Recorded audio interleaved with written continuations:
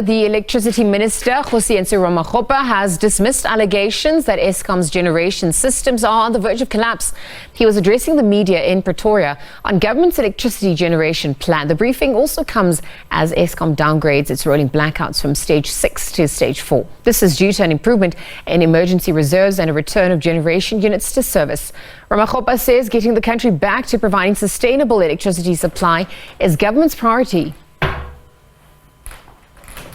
We're never close to a system collapse. So, and also when you ramp up the levels of load shedding, the intensity, it doesn't mean that you are close to system collapse. All it simply means is that the system operator is alert and is doing everything to protect the grid. The point I was making was that emergency reserves are exactly that, emergency reserves.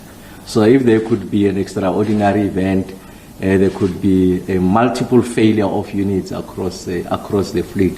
You need to keep the lights going, maintaining the grid by running the emergency reserve. So if the emergency is not there, then you are running with a major problem. So it's like you are driving a car and then you're driving a long distance and you have let's say you've got two spare wheels, and then you get to a point where there's a puncture.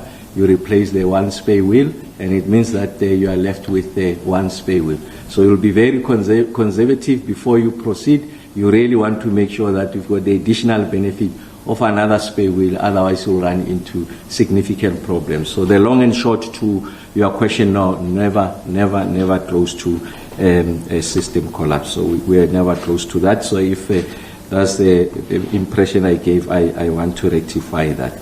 And then in relation to the December outlook, so what Eskom has done, they had provided previously their summer outlook, but we know that the following units will come on stream. I did make the point that Unit 2 and Unit 5 at Kusile, there's an expectation that they will come online. And then what we know also about December is that your energy intensive users, so your major industry are closing. So you are going to have a demand that is going to dip. But what we do as demand is dipping, we use that opportunity to ramp up planned maintenance. And if you look at what Eskom had indicated, we'll take it to close to about 7,000 megawatts. Just to give you a taste of in relative terms, when we're in December, planned maintenance about 2,500 megawatts.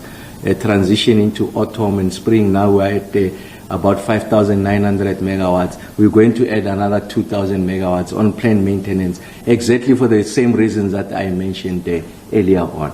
And then as these two units come back, our unplanned capacity loss factor, we hope it will dip below 14,000 megawatts, and therefore we should be having significantly lower stages of load shedding. And to some point, there will be days that you will not have load shedding at all. And we're really confident about that projection. So the message is that significantly lower stages of load shedding, and in fact you will have days where there is no load shedding. And then in relation to the experiences of the people of Johannesburg, first is to say that we're never at stage 8. One of the things that I've committed to was that we are going to be transparent, we'll share with you the honest truth. We're never at stage 8. The experiences of people in the various localities, that I cannot deny.